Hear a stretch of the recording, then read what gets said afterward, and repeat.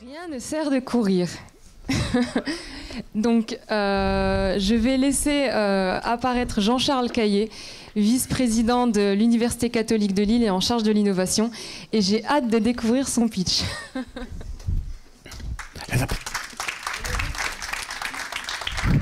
Décidément.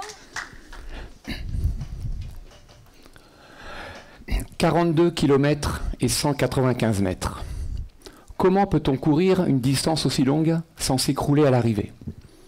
Ça doit sans doute être exténuant, fatigant, voire même monotone, solitaire. Cette question, je suis sûr que vous l'êtes déjà posée. En tout cas, moi, je me la suis posée longtemps. Et depuis toujours, depuis que je suis jeune, depuis mes 12-13 premières années à Los Angeles, alors que j'y passais mon enfance, personne ne m'aurait fait courir. Bien sûr, comme tous les enfants, j'aimais taper dans un ballon, dans une balle, faire du sport. Mais courir, user mes semelles sur des chemins et des sentiers, ce n'était pas du tout de mon goût. Et puis, il y a de cela 30 ans, je me souviens exactement, c'était le 30 juin 1986, mon premier kilomètre. Bizarrement, ce jour-là, je revenais de mon service militaire. Pendant 1 an, j'avais réussi à ne pas courir. Et au moment de rendre mon pactage, le dernier jour, je me trouve désœuvré, n'ayant rien à faire. Je rencontre mon beau-père qui part faire un footing et je lui dis « j'ai envie de venir ». Donc je mets un short et je me mets à courir derrière lui. Au bout d'1 kilomètre, je m'arrête, exténué. On ne m'y reprendrait plus.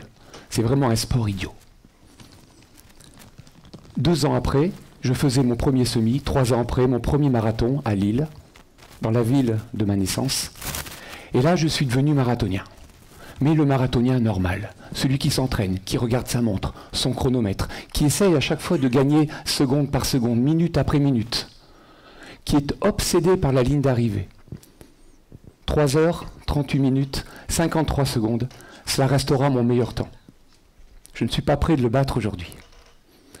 À force de courir, d'enchaîner ces courses, je me suis rendu compte que peut-être je me trompais de chemin.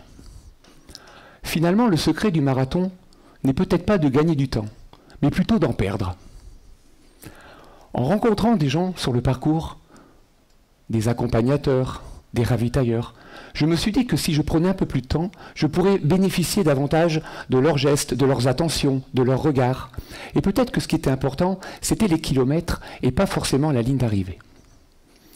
Peut-être que si je m'arrêtais 2 minutes ou 3 pour prendre un enfant, discuter avec un passant, regarder un peu tous ces gens complètement éberlués par tous ces marathoniens qui courent, leur expliquer un peu pourquoi nous sommes entraînés dans cette aventure, et bien finalement perdre 2 minutes, ça pourrait gagner beaucoup autrement, en rencontrant et en discutant avec ces personnes.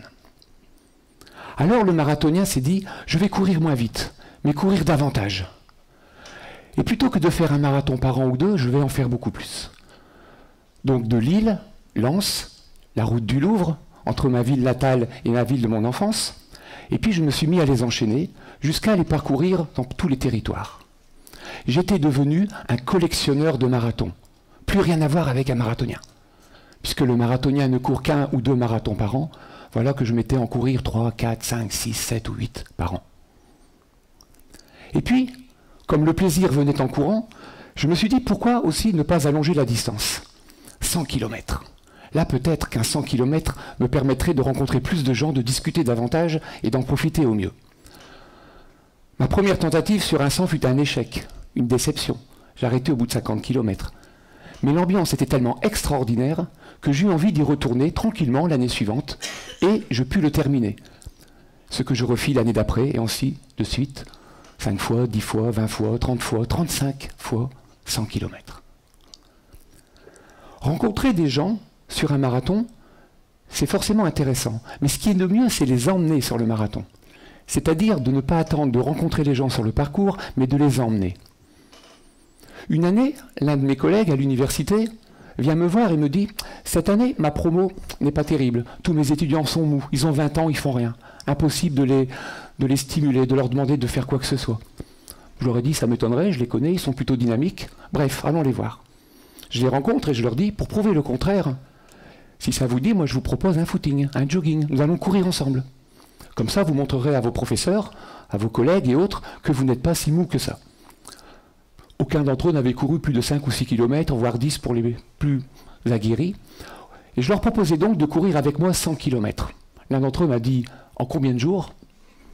En un seul jour. Le départ, 100 km, l'arrivée. 2 mois après, nous étions 80 sur la ligne de départ à Steinwerk pour faire cette course en équipe. Aucun d'entre eux n'a fait les 100 km. Mais beaucoup ont fait 20, 30 et voire même 42 pour 2 d'entre elles. Leur premier marathon. Alors, un 100 km, c'est 3 fois plus de plaisir qu'un marathon.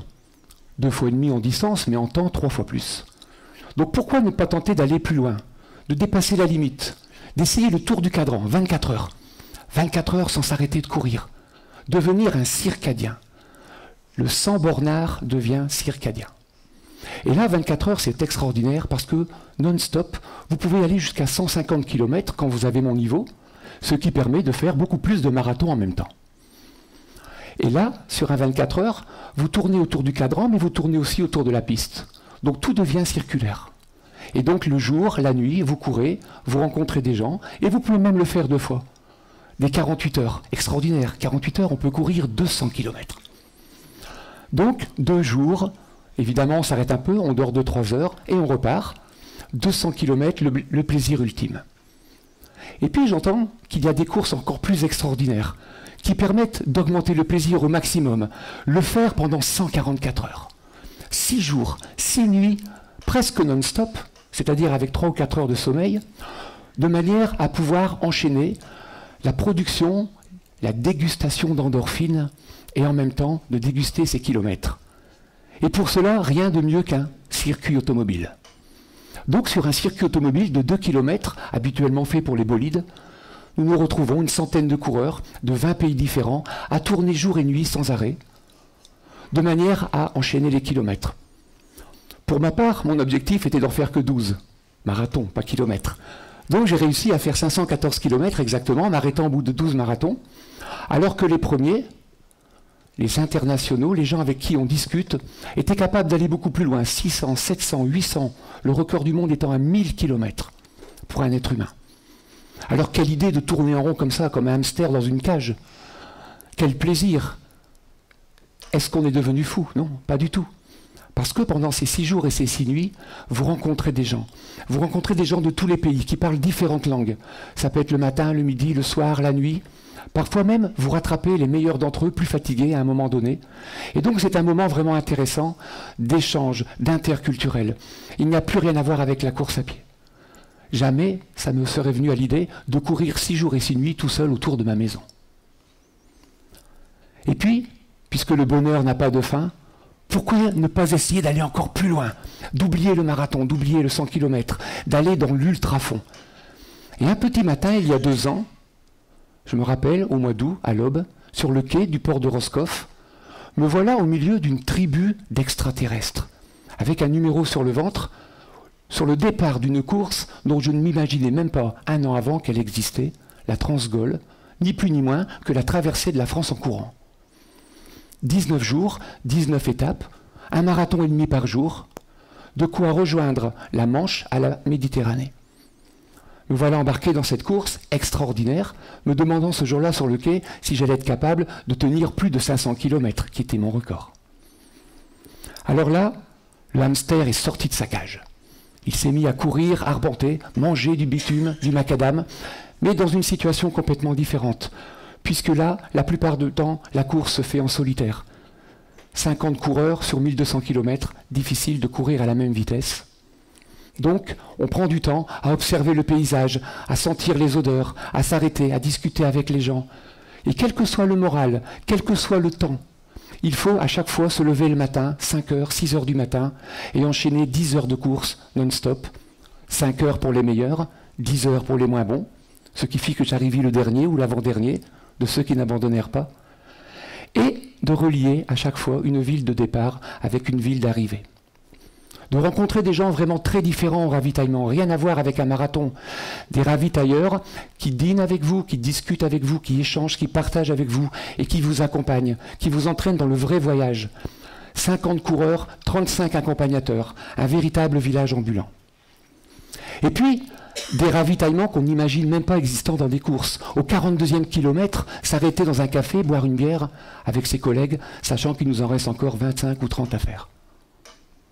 Et enfin, l'arrivée sur la plage de Gruissant, à quelques mètres ou kilomètres de Narbonne, ayant perdu 7 kilos, mais ayant gagné à peu près 50 ou 60 amis.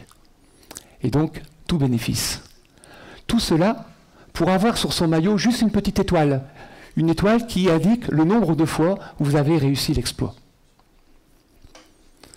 Voilà, depuis Los Angeles, depuis Lille, ma collection de courses, ma collection de rencontres, les kilomètres que j'ai parcourus, les gens que j'ai rencontrés, m'ont permis de transformer le marathon en autre chose qu'une course à pied. Mes chaussures deviennent un véritable véhicule, une façon de rencontrer les gens, d'aller vers eux, de découvrir leur territoire, de découvrir leur pays. Et puis, depuis 5 ans, alors que j'avais l'habitude de courir seul, me voici dans un petit village de 2500 habitants à 2 pas de chez moi. Un village avec un curieux petit club d'une centaine de coureurs, dont une soixantaine, sinon plus d'entre eux, ont déjà couru un marathon, mais seulement ces 2-3 dernières années. Des gens qui ne couraient pas, ou très très peu, et qui ont été attirés par l'ambiance conviviale de ce village, cette façon d'amener les gens vers le doublement, vers l'effort, sans mettre forcément en avant la compétition. Et dans quelques jours, plus exactement dans 4 jours, c'est-à-dire mercredi prochain, le grand bonheur pour moi de continuer l'aventure avec une quinzaine d'entre eux, qui vont vivre pour presque tous leurs premiers 100 km. Nous allons partir faire les 100 km de Saint-Verc. Pensez à nous, ce sera dans 4 jours, et nous espérons bien partir ensemble et finir ensemble, de manière à montrer ce que j'essaye de partager avec vous, c'est que finalement, rien ne sert de courir, il faut profiter du chemin. Je vous remercie.